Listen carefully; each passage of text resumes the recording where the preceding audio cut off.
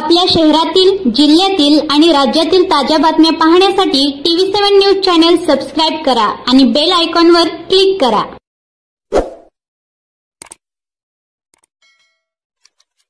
विनम्र अभिवादन करत जे आमच्यासाठी या देशाच्या सीमा राखत आहेत आणि घर संसारावर तुळशीपत्र ठेवून अहोरात्र अगदी -डिग्री मध्ये काम करत आहेत अशा तमाम वीर जवानांना, त्यांच्या वीर पत्नींना आणि वीर मातांना विनम्र अभिवादन करत या भागाचं नाव पंचक्रोशीत नाही तर चांद्यापासून बांद्यापर्यंत महाराष्ट्रात गाजतं. त्याचं कारण दिवंगत लोकनेते आबासाहेबांना विनम्र अभिवादन करत मंचावर सगळेच लोक मान्यवर आहेत. त्यामुळे चुकून एखादं नाव राहिलं तर पुन्हा काही नको. त्यामुळे मंचावरचे सगळे मान्यवर, मंचाच्या खाली बसलेले सुद्धा सगळे मान्यवरच आहेत. फक्त इकडे जागा नाही म्हणून खाली बसलेले आहेत. त्यामुळे तेही सगळे मान्यवर आणि समोर बसलेले सगळे आमचे बुजुर्ग, शिवसेनेचे प्रतिनिधी म्हणून आलेले आमचे साईनाथ अभंगराव, कारण शिवसेनेचे बरेचसे पदाधिकारी हे आज सोलापूरच्या सभेच्या तिकडे गेलेले आहेत. मंडळी, लोकसभांचं बिगुल वाजलंय, आरोप प्रत्यारोपांच्या फैरी चालू आहेत. जो तो ज्याच्या त्याच्या पद्धतीने आपापली मांडणी करत आहे. पण या सगळ्या मांडणींमध्ये एक महत्वाची मांडणी जर तुम्ही नीट ऑब्झर्व केली, खूप बारकाईने बघितलं तर तुमच्या असं लक्षात येईल की महायुतीचा कुठलाही माणूस जो प्रचार सभेत बोलतोय तो एक वाक्य हमखास सांगत आहे की आपल्याला मोदीला पंतप्रधान करायचे, बरं काय, आपल्याला मोदीला पंतप्रधान करायचे. तर मला काही हा घोळ कळत नाही. म्हणजे ठीक आहे, एक वेळ भाजपचे लोक बोलतायत तेही मी समजून घेऊ शकते, पण आमचे जे भाऊ गेलेले तिकडे सगळे, म्हणजे आपल्या शहाजीबापूपासून सगळे जी काही माणसं तिकडे गेलेली आहेत, हे आजचा दिवस त्यांना सोडून देऊ. आता मी इथं काय बोलले तर बापू सगळा स्टॉक संपवतील आजच. काय कशाला चांगलं, आधीच बापूचं वजन लय कमी झालंय आणि बहीण म्हणून मला त्यांची काळजी, त्याच्यामुळे बापूचं जास्त वजन काय मला काय कमी करायची इच्छा नाही. लक्षात घ्या, ह्या सगळ्यांमध्ये जे 40 गेले ते 40 पण सांगतात की आम्हाला मोदींना पंतप्रधान करायचे. इकडची दादाची जी माणसं आहेत ती पण सांगतात आम्हाला मोदींना पंतप्रधान करायचे. बरं, ह्यांचं लय विशेष आहे बरं का, म्हणजे ज्यांना 8 जागा मिळाल्या ते 48 जागांसाठी प्रचार करतात. ज्यांना 4 जागा मिळाल्या ते सुद्धा 48 जागांचा प्रचार करतात. आमच्या जानकर दादाला 1च जागा मिळाली, ते पण 48 जागांचा प्रचार करतात. आणि आमच्या इंजिन दादाला तर जागाच नाही, ते बी प्रचार करतात. हे विशेष आहे. आणि हे प्रत्येक जण काय सांगते की मोदीला पंतप्रधान करायचे म्हणून मत द्या. विशेष आहे बरं का, याच्यातला एक पण जण म्हणत नाही की मत या कारणासाठी द्या बाबा की आम्हाला काही काम करायचे. याच्यातला एक जण पण सांगत नाही की बाबा आम्ही तुम्हाला 2019ला 2014ला म्हटलं बाबा की प्रत्येकाच्या खात्यात 15 लाख रुपये येणार आहेत, तर आम्ही काही ते देऊ शकलो नाही. हप्त्यानं तुम्हाला 7-8 लाख रुपये देऊ शकलोय आणि उरलेली 7 लाख रुपये द्यायची आणि उरलेली 7 लाख द्यायची ती संधी द्या आणि म्हणून मत द्या असं म्हणत नाही. किंवा याच्यात ते असंही म्हणत नाही की बाबा आम्ही 2014ला किंवा 19ला म्हणलो होतो की हर साल 2 करोड बेरोजगारों को रोजगार दिलाएंगे. जर आम्हाला काही तेवढं जमलं नाही बाबा, आम्ही 5-50 लाखच लोकांना रोजगार देऊ शकलो, अजून आम्हाला 1.5 कोटीला द्यायचे, तर अजून एकदा संधी द्या. ह्याच्यासाठी मत द्या म्हणतात का? नाही. ते असं पण म्हणत नाही की ठीक आहे बाबा शेतमालाला भाव वगैरे आम्ही सगळं म्हणलो होतं खरं, पण आम्हाला काही कापूस आणि सोयाबीनच्या भावाचं नीट कळलं नाही, कांदा निर्यात बंदी किंवा आम्हाला ऊसाच्या धोरणाचं पण अजून नीट कळलं नाही, पण आम्ही सुधारणा करू आणि ती सुधारणा करण्यासाठी संधी म्हणून मत द्या म्हणतात का? नाही. ते एवढंच म्हणतात मोदीला पंतप्रधान करायचे, मत द्या. पण कशापायी, म्हणजे कशापायी पंतप्रधान करायचे ते तर सांग की बाबा, एवढा आट्टापिट्टा कशापायी? हा, म्हणजे हे म्हणजे लगीन लोकांचं काय बोलू नाही, काय बोलायचं आपण जरी सोडून काहीतरी त्याचं धोरण असलं पाहिजे ना. कशापायी पंतप्रधान करायचं ते सांगा, कशापायी करायचं. असं काय तुम्ही 10 वर्षात असं काय दिवं लावलं म्हणून तुम्हाला आम्ही पंतप्रधान करायचं, तुम्ही एकदा आम्हाला सांगितलं पाहिजे. काय नेमकं असं काय घडलं? गेल्या 10 वर्षात महाराष्ट्रातले प्रश्न कोणते सुटले? दादा हो, मी म्हटलं ना की बापूसाठी आपण स्पेशल एपिसोड करू पुन्हा विधानसभेला. आता बापूसाठी एपिसोड करायची काय फार लय डोक्यात नाही. एपिसोड आता जो करायचा आहे ना तो खास लोकसभेसाठी करायचा आहे.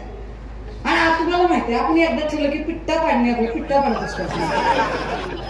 आता झाले असं की ही सगळी जी माणसं आहेत, एक 10 वर्षापूर्वीचा काळ आठवा बरं तुम्ही. 10-12 वर्षांपूर्वीचा काय परिस्थिती होती?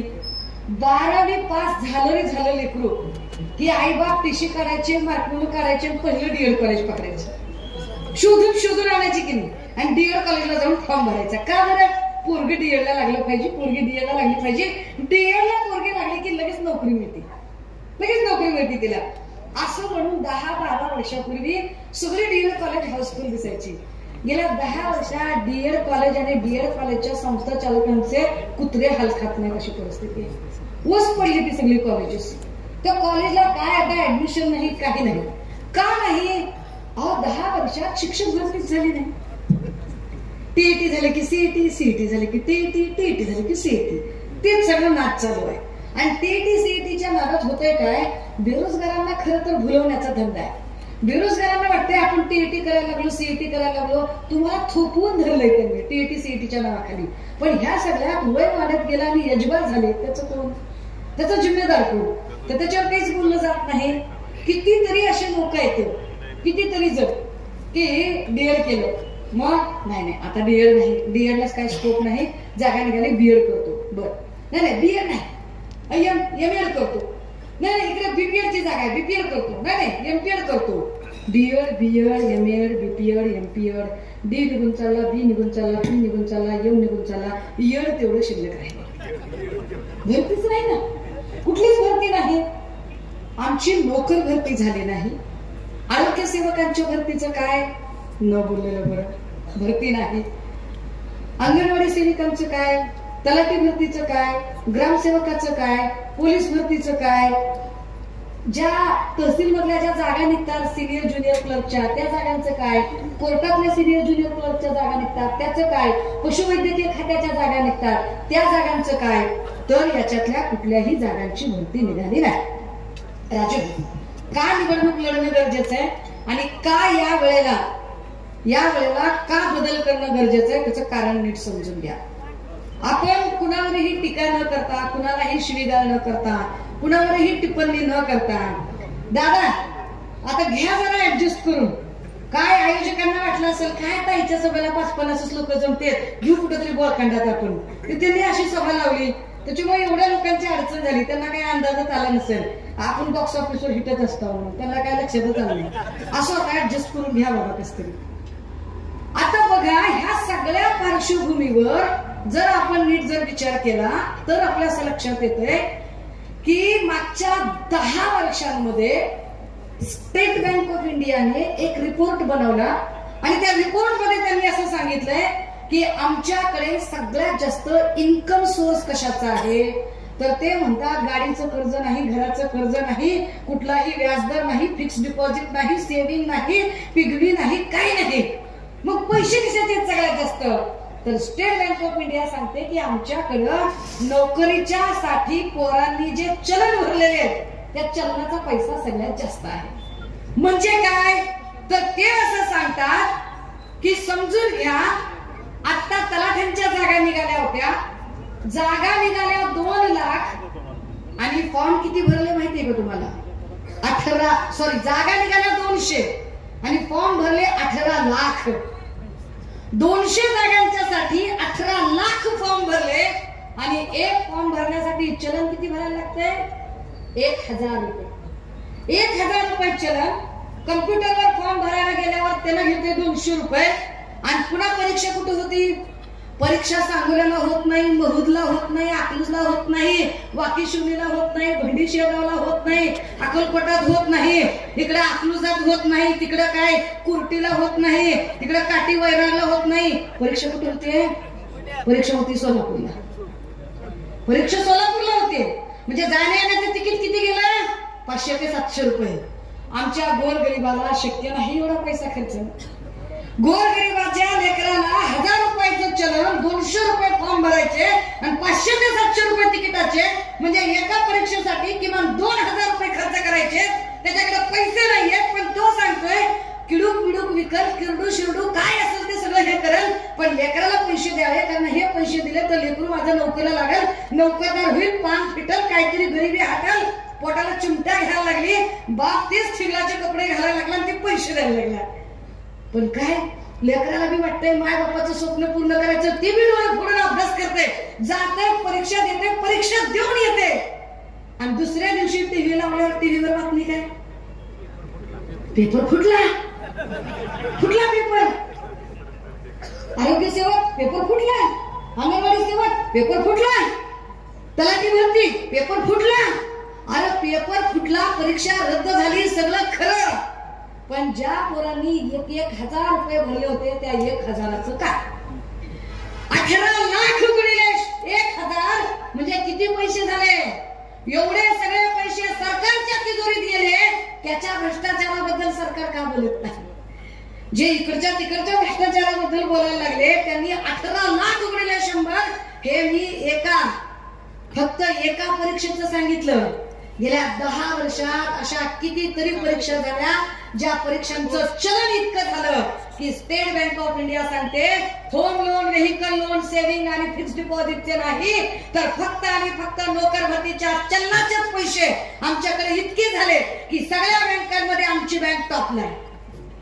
काय कमाल आहे बरं. एवढं करून मी त्या तलाठी भरतीचा पेपर किती मार्काचा? 200 मार्काचा. आणि मार्क किती पडले त्याच्यात? 214, 212, 216. यही मोदी की गारंटी है.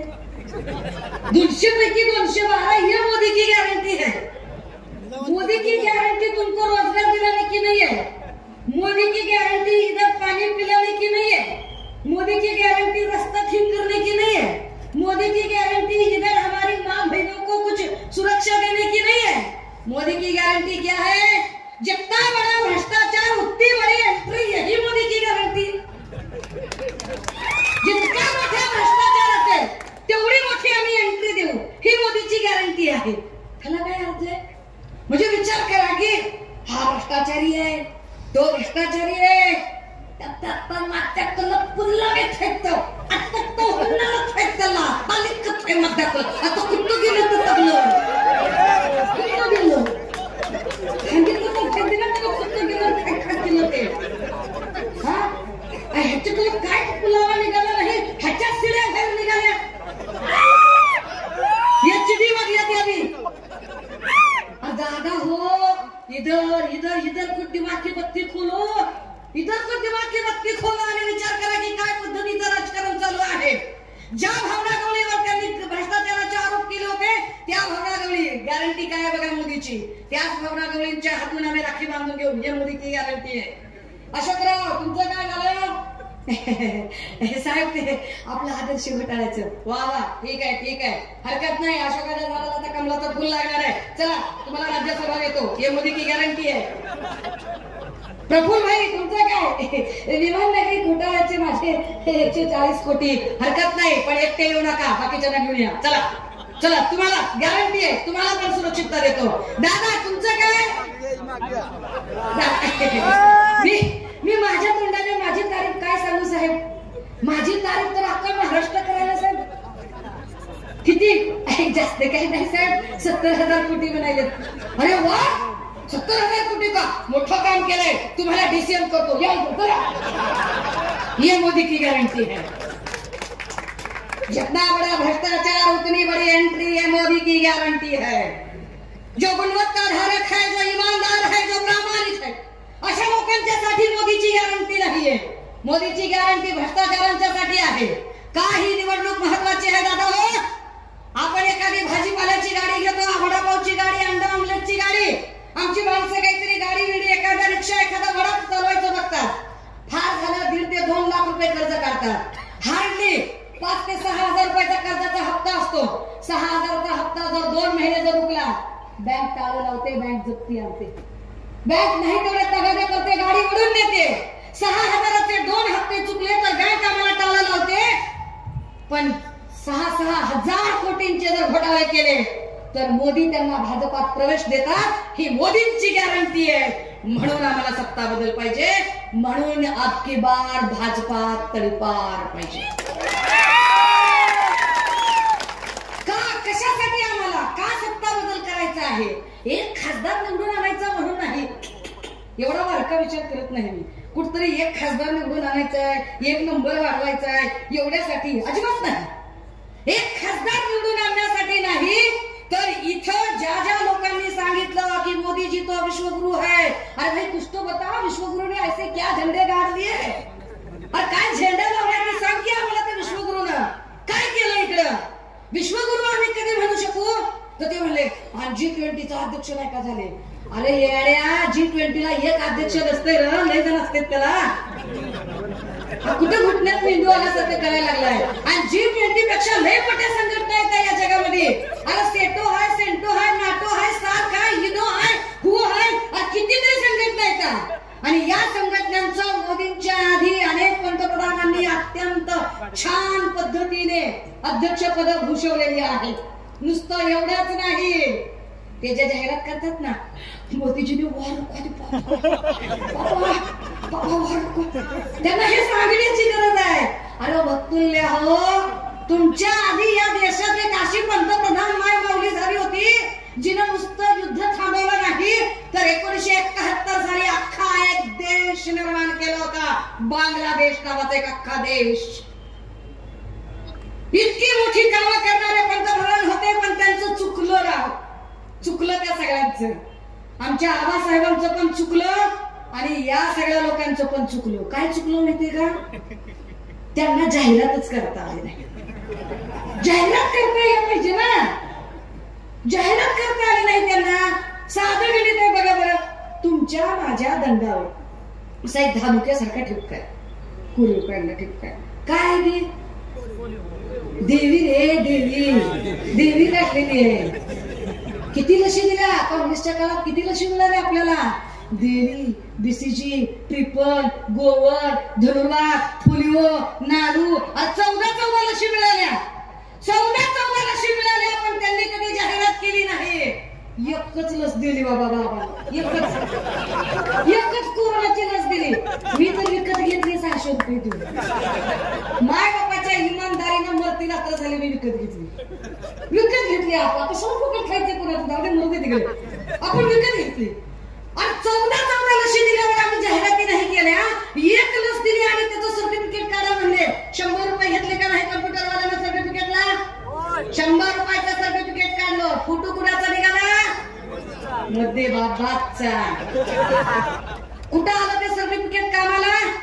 घर घेताना लागलं ते सर्टिफिकेट, नोकरीच्या वेळेला लागलं सर्टिफिकेट, ड्रायव्हिंग लायसन्स काढताना लागलं सर्टिफिकेट, विजा पासपोर्टच्या वेळेला लागलं सर्टिफिकेट, बँकेत खातं काढताना लागलं सर्टिफिकेट, घरकुल योजनेमध्ये लागलं सर्टिफिकेट, ड्रायव्हिंग लायसन्स किंवा ऍक्सिडेंट क्लेम करताना लागलं सर्टिफिकेट. आणि जर कुठेच ते सर्टिफिकेट लागलं नाही तर 140 कोटी गुणिले 100 रुपये का घेतले आमच्याकडून? या घोटाळ्यावर कोण बोलणार? मोदींच्या भक्तुल्यांना याच्यावरती उत्तर देता येत नाही. त्यांना फक्त 45 पैशाच्या हिशोबाने मेसेज करता येतात, बोलता येत नाही. आणि मोदींच्या भक्तुल्यांची अवस्था काय माहितीये का? मोदींच्या भक्तुल्यांची अवस्था 90 सालच्या सिनेमासारखी झाली. ते 90 सालचे सिनेमे होते की नाही, ते झीनत अमान, परवीन बाबी, हेमा मालिनी, काय ते अजून लय काय काय मला नाव एवढी येत नाही. तर हे जे सगळे होते, ह्यांना यांच्या काळात एकच स्टोरी असायची. हिरोईन सोडून अख्ख्या गावाला माहिती असायचं की ह्या हिरोईनचा बाप चोर आहे, डाकू आहे, दरोडेखोर आहे, स्मगलर. फक्त तिलाच माहित नसायचं, बाकी सगळ्यांना माहिती. ती भक्तुल्याची झालेली. अख्ख्या देशाला माहिती आहे की फेकू म्हणल्यावर कुणाचं नाव येतंय, कपटी म्हणल्यावर कुणाचं नाव येतंय, आणि भक्तांना पत्ताच नाही. भक्त नुसतं रतीब. अरे म्हणून गरजेचं आहे, जाहिरातीनं काही होत नसतंय. जाहिरात कुणाची येते? ही सगळी तळीबाड पोरं. तुम्ही नेटफ्लिक्स बघता, अमेझॉन बघता, असं स्क्रोल करता आणि स्क्रोल करताना ऍड कशाची येते? चांगलं पुस्तक वाचायची आणि ती का दादा येते नाही. हा तब्येतीला लय चांगलं बाबा, इकडे आखाड्यातले सगळे पैलवान आहे, आमचा बापू बी लय मोठा पैलवान. तूप खायची आणि ती काय तूप खायची जाहिरात येते, तूप तब्येतीला चांगलं असतंय. बदाम खायची जाहिरात येते, तब्येतीला लय चांगलं असतंय. हाड कशाची येते? जंगली रमी प्यारा महाराज. हाड कशाची येते? बोलो जुबा केसरी. हाड कशाची येते? खूप जमेगा जब मिल बैठेंगे 3 यार आप मैं और बैक पैक. याचा अर्थ असा आहे की जाहिरात वाईट गोष्टीची असते. चांगल्यांना जाहिरात करायची गरज नाही, खानदानीला सांगायची गरज नाही. जाहिरात वाईट गोष्टीची असते. मोदी आणि भाजपाचे लोक वाईट विचारांचे आहेत. त्यांचे विचार वाईट आहेत, त्यांचे विचार हुकुमशाहीचे आहेत, त्यांचे विचार जात आणि धर्मांमध्ये भिंती निर्माण करणारे आहेत. त्यांचे विचार जाती जातीमध्ये धर्मांमध्ये भांडण लावणारे आहेत. म्हणून त्यांना जाहिराती करून करून लोकांना पटवून द्यावं लागतं. दादा हो, या जाहिरातीला बळी पडू नका. ह्या जाहिराती म्हणजे काय खरं नाही. लक्षात घ्या, शराब नाही, बोतल नाही, एवढंच आहे त्या जाहिराती, बाकी काय नाही त्या जाहिराती.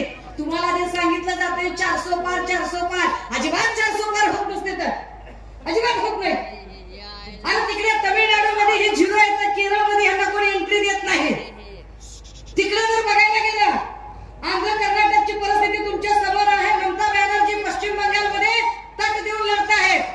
तेजस्वी यादव शेड्यू ठोकून आहेत. केजरीवालांची भीती वाटते म्हणून केजरीवालांना आत टाकले. आणि महाराष्ट्रातलं सगळं काय नाही, अर्धा गलास जास्त झालाय, बाकी काय नाही, चलत राहते. काय ज्या गावच्या बोरी अर्धा जास्त दिला की झोपते, शांत झोपते.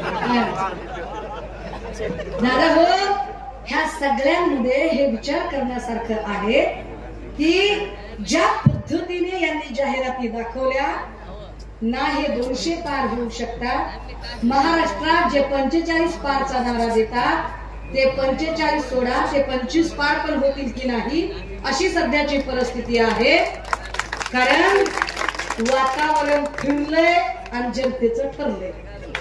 आता सगळ्यांना कदर घेते लोक. माणूस एकदा चहा उकळतोय, चांगलं लागतंय, दुसऱ्यांदा उकळला, थोडा चहाची चव बदलती, तिसऱ्यांदा चहा उकळायचा म्हणलं तर निकोटीन विष तयार होते आणि तब्येतीला घातक असते. आपण 2 वेळा चहा उकळलाय, तिसऱ्यांदा चहा उकळायचा म्हणजे काय, त्याच्या नादालाच लागायचं नाही. ह्या जाहिरातींमध्ये न पडता समोरचे जे प्रश्न आहेत त्या प्रश्नांवरती त्यांना बोलतं करावं लागेल की दादा तुम्ही आम्हाला सांगा, महागाईचं काय केलं, बेरोजगारीचं काय केलं, आणि या सगळ्यांच्या मध्ये तुम्ही महिला सुरक्षेच्या प्रश्नाचं काय केलं. ज्या पद्धतीने महिलांच्या बद्दलची रोज गलिच्छ वक्तव्य येतात, ज्या पद्धतीने महिलांच्या बद्दल रोज काय ते काही वाईट पद्धतीने बोललं जातं, हे जर एकूण सगळं वातावरण बघितलं तर काय परिस्थिती या राज्यामध्ये ओढवून ठेवली ते लक्षात येईल. हे सरकार का बदलायचं त्याचं अजून एक कारण नीट समजून घ्या. कायदा नावाची गोष्टच अस्तित्वात आहे का नाही ते कळत नाही. या देशाचं संविधान बदलण्याचा तर त्यांनी घाट घातलाय, ते उघडपणाने बोलतात. ज्याला कुणाला संविधानाची चाल आहे, संविधान वाचवायचंय, त्यानं या वेळेला बटन दाबताना 10 वेळा विचार करेल. आणि बटन दाबताना तो हाही विचार करेल की माझ्या मत देण्यामुळे, ठीक आहे की मला भाजपला मत द्यायचं नाही पण दुसऱ्या कुठे, पण मत देण्यामुळे जर मत विभाजित झालं तर त्याचा सुद्धा फायदा पुन्हा भाजपलाच होईल. मत विभाजित होण्याचा फायदा भाजपाला होणार नाही याचा सुद्धा विचार प्रत्येकाला करावा लागेल. राजे हो, ज्या ज्या पद्धतीने त्यांनी आतापर्यंत, जर भाजपला एवढा कॉन्फिडन्स असता ना इथं निवडून येण्याचा आणि स्वतःच्या विकास कामांचा, तर भाजपाला एवढे पक्ष फोडले नसते. कॉन्फिडन्सच येत नव्हता म्हणून शिवसेना फोडली. शिवसेना फोडूनही कॉन्फिडन्स आला नाही, मग राष्ट्रवादी फोडली, तरीही कॉन्फिडन्स येईना गेला. मग काँग्रेसचे 2-4 गावाला लावले, तरीही कॉन्फिडन्स येईना, मग इंजिनच यार्डात आणून लावलं. काय झालंय? कॉन्फिडन्स नाहीये, कॉन्फिडन्स लो झालाय, निवडून येऊ शकत नाही. हे आयबीचे रिपोर्ट त्यांच्यापर्यंत पोहोचत आहेत. त्यांना हे पक्क कळलंय 2 टप्प्यातल्या मतदानाच्या नंतर, आणि तिसरा टप्पा 7 तारखेला आहे. या एकूण सगळं जर बघितले, त्याच्या रिडिंग घेतल्या, तर त्यांच्या हे पक्क लक्षात आलंय की ही निवडणूक त्यांच्या हातातून चालली आहे. आणि निवडणूक हातातून चालली म्हणून त्यांनी दडपशाहीला सुरुवात केली. आणि म्हणूनच अभिजित पाटीलच्या विठ्ठल नागरी सहकारी साखर कारखान्यावर जप्तीची नोटीस येते. म्हणूनच शशिकांत शिंदेवरती अटकेची तलवार अशी टांगती ठेवली जाते. आणि म्हणूनच वाशीमध्ये शिवसेनेचा महिला मेळावा घेणाऱ्या MK मडवीला रातोरात उचलण्याची कारवाई केली जाते. ही सगळी राजा घाबरलेल्या राजाची ही सगळे कारनामे आहेत. नीट समजून घ्या. राजा प्रचंड घाबरलेला आहे. राजा अजिबात निवडून येऊ शकत नाही, जिंकू शकत नाही, हे त्याच्या पक्क लक्षात आलेलं आहे. दादा हो, ही निवडणूक का गरजेची आहे? अजून एक मुद्दा आहे त्याच्यात. ही निवडणूक याहीसाठी गरजेची आहे की या सगळ्या लोकांनी जे काही राजकारण केलं, ते राजकारण करताना त्यांना माहिती आहे की विकासाचा एकही मुद्दा त्यांच्याकडे नाही. जीएसटीवर बोलायला तोड नाही. नोटबंदीमध्ये सपशेल आपल्याशी ठरलेले, इलेक्ट्रॉनिक बॉन्डमध्ये किती चंदा, म्हणजे आता त्यांनी आमच्या भावांकडे गेले ना, ती गोविंदा, तो गोविंदा आपल्याला लय आवडायचा बाबा, लय आवडायचा. त्याची कॉमेडी बिमेडी आवडायची. गोविंदाचं ते गाणं बिणं आवडायचं, आवो सिका दो तुम्ही अंडे का फंडा बिंडा असलं काहीतरी. आता त्याच्याकडून त्यांना गाणं म्हणून घ्यावं लागेल. आओ सिखा दो तुम्हें चंदे का धंधा, ये नहीं प्यारे कोई मामूली धंधा, इसमें छुपा है बीजेपी के सक्सेस का फलसफा, धंधा है गंदा, गंदा है चंदा, चंदे का धंदा, आओ सिखा दो तुम्हें चंदे का धंदा. इलेक्ट्रॉनिक बॉन्डचा ज्यांनी एवढा धंदा केला, एकीकडे आम्हाला सांगितलं की बीफ खाणे म्हणजे कसे धर्माच्या विरुद्ध आहे, पण बीफ विकणाऱ्या कंपन्यांकडून इलेक्ट्रॉनिक बॉन्डचा धंदा त्यांनी करून घेतला, हे मात्र ते सांगत नाही. जे आपल्याला शहाणपण सांगायला लागले, तुम्हाला जी जंगली रमेबी आवला महाराज, ह्या जो ऑनलाईन लॉटरी गेम आहे, या लॉटरी गेमच्या लोकांकडूनही त्यांनी चंदा घेतला, कुणाकडून चंदा घेतला नाही. आणि आपल्याला कळलंच नाही, पैसे आपल्या कष्टाचे चालले ना सगळे, बरोबर. आपल्याला सांगतात हा टॅक्स भरा, तो टॅक्स भरा, हे करा, ते करा, आणि बरोबर सांगता है कि हम जब हम सत्ता में आएंगे तो वन नेशन वन इलेक्शन करेंगे. दस्तूर खुद्द भाजपाच्या अर्थमंत्री असणाऱ्या निर्मला सीतारामनचे यजमान प्रभाकर प्रकलाजी सांगताहेत की आता जर तुम्ही निवडणुका जर भाजपच्या बाजूने कौल दिला तर विसरून जा की 2029 ला निवडणूक होईल. भाजपचे लोक सांगतात, भाजपचे नेते सांगतात की 2029 ला पुन्हा निवडणूक होऊ शकणार नाही, कारण क्लिअर आहे. ते क्लिअर सांगतात one nation one election. One nation one election म्हणजे काय की आपल्याकडे जे राष्ट्रपती, लोकसभा, राज्यसभा, विधानसभा, विधान परिषद, महानगरपालिका, नगरपालिका, नगर परिषद, जिल्हा परिषद, पंचायत समिती, ग्रामपंचायत, मार्केट कमिटी, दुधदरी, ह्या ज्या काही निवडणुका होत्या, सगळ्या निवडणुका थांबतील. ह्या सगळ्या निवडणुका जातील. फक्त एक हुकुमशहा निवडला जाईल. या देशाचं संविधान वाचवायचं का नाही तुम्ही ठरवायचं राजू. म्हणून ही निवडणूक गरजेची आहे. आणि हो, अजून एक महत्वाचं, ते एक नवं कार्ड खेळतायत. निवडणुका हातातून निसटतायत म्हटल्यावर काय कार्ड खेळतायत? हिंदू मुस्लिम वगैरे, त्यांचा नेहमीचा आवडीचा खेळ आहे तो, हिंदू मुसलमान, हिंदू मुसलमान. मग भक्तुल्य सांगतात. भक्तुल्य म्हणजे लय वाईट कार्यक्रम आहे. सगळं असा मेंदूचा पोलिओ झालेली माणसं आहेत. हे भक्तुल्य सांगतात. अरे क्यों देणे का मतलब, आपण जर विचारलं ना का रे मोदीला काय करायचं पंतप्रधान, सांग रे गुरु एक तर गोष्ट सांग, काय करायचं तुला पंतप्रधान, तर तुला सांगते का करायचं म्हणजे देख नहीं रहे हो मुसलमान परेशान हो रहा है. काय का परेशान हो रहा मुसलमान, क्यों मुसलमान परेशान होगा भाई? अरे तुम्ही भक्तुल्य हो, जेव्हा 45 पैशाच्या हिशोबाने मेसेज टाईप करताय तेव्हा तो त्याच्या खून पसीनेची कमाई करतोय.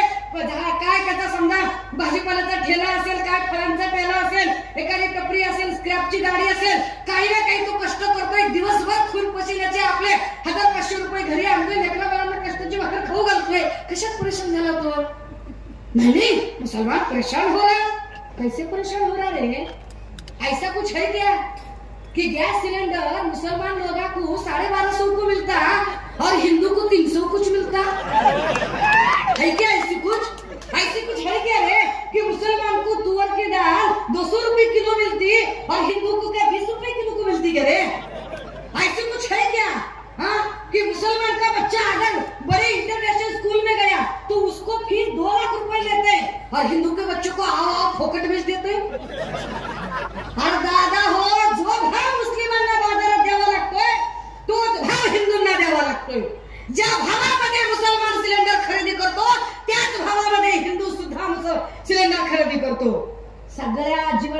आवश्यक वस्तूंचे जे भाव आहेत ते हिंदू असेल, मुसलमान असेल, बौद्ध असेल, ख्रिश्चन असेल, जैन असेल, प्रत्येकासाठी सारखेच आहेत.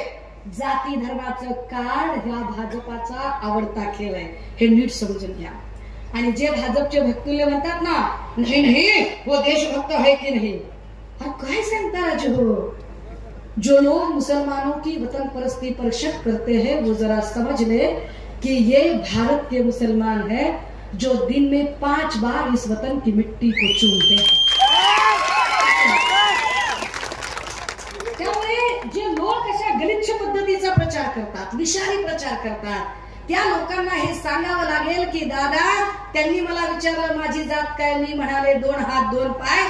तुमच्या आणि माझ्यामध्ये जिसने आपको बनाया है मैं भी उसी की आजमाइश हूं, और जो आपका हश्र होने वाला है वही अंजाम मेरा भी तो है. काय फरक आहे बरं तुमच्या माझ्यामध्ये? माणसंच होत ना आपण सगळे. पण मोदीजींनी हे विष फार बखूबी पसरवायचा प्रयत्न केला आणि ते सांगतात की 400 पार करू. आणि देशात पुलवामाच्या हल्ल्यामध्ये 400 किलोचं आरडीएक्स कसं आलं ते तुम्हाला सांगता येत नाही, आणि तुम्ही काय 400च्या आकड्याचं घेऊन बसलाय. दादा हो, काय ही निवडणूक महत्वाची आहे. मी पुन्हा सांगते, एक खासदार निवडून आणण्यासाठी नाही. मी तुम्हाला अजिबात असं म्हणणार नाही की बाबा तुम्ही ते मोठे पाटलांना निवडून द्या आणि बघा ती तुतारीवाल्या माणसावरती तुम्ही शिक्का मारायचं काय नाही, तुमचं तुम्ही ठरवा. काय मी सांगितलं तुम्ही ऐकतं असं माझा काही विश्वास नाही. आता तुम्ही बी लय भारी माणसं आहात. माझं ठरलंय ना, ठरवायला पाहिजे. कारण मी सांगणं म्हणजे तुमच्या मेंदूवर शंका घेणं आहे. मी सांगणं म्हणजे मेंदूवर शंका घेणं आहे. तुम्हाला कळलं पाहिजे की फायदा कशात आहे, नुकसान कशात आहे. शेवटचा मुद्दा सांगते की का निवडणूक गरजेची आहे. अरे दादा हो, अरे तुमच्या खिशामध्ये 100 रुपये असतील आणि 100 रुपये हरवले, दिवसभर गमत नाही तुम्हाला, दिवसभर करमत नाही. आयला 100 रुपये पडले बरं काय, आयला 100 रुपये गेले हो, आयला लय कष्टाचे होते बघ. अरे 2 दिवसापासून मोडले नव्हते का, आयला 100 रुपये गेले. काय नाही काय काय सकाळपासून चहाला सुद्धा मोडले नाही. घरी जाताना लेकरायला काहीतरी खायला न्यावं म्हणलं, बायकोला भाजीपाला न्यावं म्हणलं, 100 रुपये गेले. आयला पचायचे नाही का, लय कष्टाचे पैसे गेले. 100 रुपये गेले तर तुम्ही दिवसभर तळतळ करता.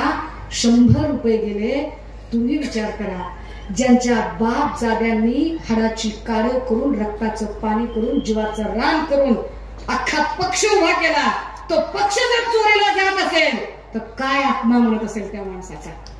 83 वर्षाच्या एका वयोवृद्ध माणसाला तुम्ही जर अशा पद्धतीने या वयामध्ये जर त्याला पायपीट करायला लावत असाल, ज्या वयामध्ये त्या माणसाने सुखाने सगळं काही बघायचं, काय काय मागितलं बरं, काय तुम्हाला दिलं नव्हतं. अरे जर स्वतःच्या पोरीला द्यायचं असतं तर स्वतःच्या पोरीला मुख्यमंत्री उपमुख्यमंत्री करणं काय अवघड होतं काय. जेव्हा आराराबांना केलं तेव्हाच केलं असतं त्यांनी, करायचं असतं तर जिद्दीनं केलं असतं ना. कितीतरी मला संधी होती. अरे स्वतःची पोरगी बाजूला ठेवून तुम्हाला पोटचं लेकरू म्हणून सांभाळून तुम्हाला सगळ्या संधी दिल्या, आणि तुम्ही त्याच माणसाला अशा या अवस्थेला इतके वाईट आरोप करता, इतक्या वाईट पद्धतीने बोलता. आणि त्यांच्यासोबतचे काही बोल घेवडे येत, काही बोल घेवड्या, काही बोल घेवडे, आणि ते बोलते तू. आणि त्यांनी शांतपण सांगायचं, राजे हो, निवडणूक यासाठी महत्वाची आहे की गेल्या 5 वर्षात देवेंद्र भाऊंनी ज्या पद्धतीने हा महाराष्ट्र नासवला, या महाराष्ट्राची राजकीय खडी बिघडवून टाकली. 2019ला आमच्या भोटाला चुना लावला का शाई लावली प्रश्न पडावा, इतक्या वाईट पद्धतीने गेली 5 वर्ष राजकारण चालवलं. गेल्या 5 वर्षात कुठलाही टीव्ही लावला की त्याच्यावर ना रोजगारावर चर्चा आहे, ना महिला सुरक्षेवर, ना विकासावर, ना कशावर चर्चा. कशावर? ह्याने दिला टोला, त्याने लगावला टोमना, याने मारली कोपरखळी, त्याने केला शाब्दी खाल्ला. अरे आमचं काय ह्याच्यामध्ये, आपल्याला काय मिळालं ह्याच्यामध्ये? अरे त्यांच्याकडे फोन आहे ती दाखवायला लागले, असं काही करताय. दादा तुमच्याकडे फोन आहे, नोंद घेतली, चला फोन आहे ना, असं कसं करायला लागला. राजे हो, ह्या सगळ्यांच्या मध्ये उद्धव साहेबांच्या सोबत ज्या पद्धतीनं, काय हो ज्यांची ऐकत 200 रुपयाचं लुगडं घ्यायची नव्हती,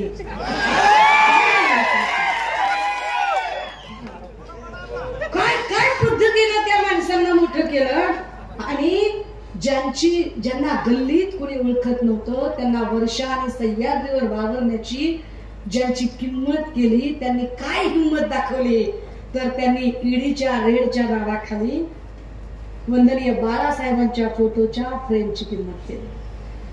काय म्हणजे ज्यांची किंमत आणि लायकी वाढवली ते बाळासाहेबांच्या फोटोच्या फ्रेमची किंमत करतात. अशा लोकांना जागा दाखवली पाहिजे. अशा लोकांना सांगितलं पाहिजे की महाराष्ट्र गद्दारांना कधीच थारा देत नाही, महाराष्ट्र गद्दारांना. आणि म्हणून त्यांना सांगितलं पाहिजे की ही लढाई गद्दारी विरुद्ध खुद्दारीची लढाई आहे. जिंकेल तरी ते फक्त खुद्दारी. बोला राम कृष्ण हरी, वाजवा तुतारी. ताकदीनं तुतारी वाजवावी लागेल.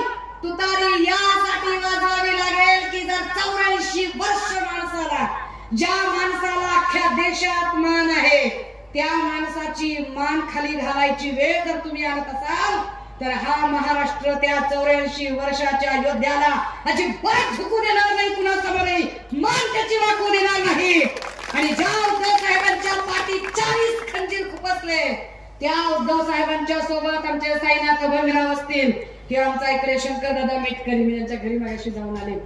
अनुभवी माणसं 10 वर्ष पायात चप्पल न घालता काय कष्ट घेतात ही माणसं, काय वेड्यासारखं प्रेम करणारी माणसं आहेत. आणि जोपर्यंत अशी माणसं आहेत ना, ह्यांनी किती बी ईडी लावू द्या, किती बी सीबीआय लावू द्या, ह्यांनी काय किती बी करू दे हल्ला, लय मजबूत महाविकास आघाडीचा किल्ला, लय मजबूत, नाच करायचा नाही. दादा हो, मला खात्री आहे की येणाऱ्या 7 तारखेला तुम्ही अत्यंत काळजीने हा निर्णय घ्या. मला विश्वास आहे की तुम्ही निश्चितपणे ही अन्यायाविरोधातली मशाल, पेटती मशाल हातात घेऊन बळकट हातांनी विजयाची तुतारी वाजवण्यासाठी सज्ज असाल. ती विजयाची तुतारी आपल्याला वाजवायची आहे, फक्त एका माणसाच्या विजयासाठी नाही, तर आमच्या महाराष्ट्राचा स्वाभिमान जो काही सत्तापिपासू लोकांनी गहाण टाकलाय भाजपच्या पायात, तो आमचा स्वाभिमान परत ठिकाणी उभं करण्यासाठी ही विजयाची तुतारी आपण 7 तारखेला वाजवा. मला जे काही मांडायचे ते मी मांडले, पण हे बोलताना कुणाच्याही भावना दुखावण्याचा माझा अजिबात हेतू नाही. पण तरीही कुणाला काही जर वाईट मागायला वाटलं असेल, काही कुणाला काही दुखावलं गेलं असेल, आता तुमचं काही दुखावत नाही, पण एका दुसरे असतात बिचारे खबरे, मोबाईल घेऊन बसलेले असते. ऐका की दादा काय म्हणली, बापू ऐका की काय म्हणली, ऐका की. आता ह्यांचं विचारांचं काय लय नसते. लय झालं 30-60 चपटी हाफ बिर्याणी एवढंच असते. आता चपटी बिर्याणीसाठी तेवढं तर करावं लागते की त्यांनी, तर त्यांनी करावं, त्याच्याबद्दल आपलं काय म्हणणं नाही. पण तरी बी जर त्यांच्या काय भावना दुखावल्या गेल्या असतील, कुणाला बी ह्याच्यात काय वाईट वाटलं असेल, तर त्या सगळ्या खबरेची, त्यांच्या नेत्या कार्यकर्त्यांची तुम्हाला माहिती आहे, ह्याच्यापैकी एकाची मी माफी मागत नाही.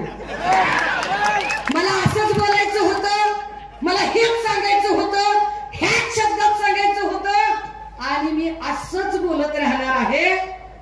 दादा हो, तुमच्या सगळ्यांच्या साक्षीने पुन्हा एकदा जोरात गजर करूया. राम कृष्ण हरी, अरे राम कृष्ण हरी. यस, 7 तारखेला थाटात घराबाहेर पडायचं, कार टोप्या घालायच्या, 1 नंबर कपडे घालायचे, माय बाबड्या झोकात 1 नंबर साडी नेसायची, घराबाहेर पडायचं, बुध पर्यंत जायचं, राईट मध्ये विजयाच्या तुतारीवाला माणसाचं बटन दाबायचं आणि बाहेर येऊन त्यांना सांगायचं, तुतारी आहे बरं का, तुतारी सांगूया, विजयाची तुतारी वाजवूया. थांबते, रजा घेते. जय हिंद, जय महाराष्ट्र.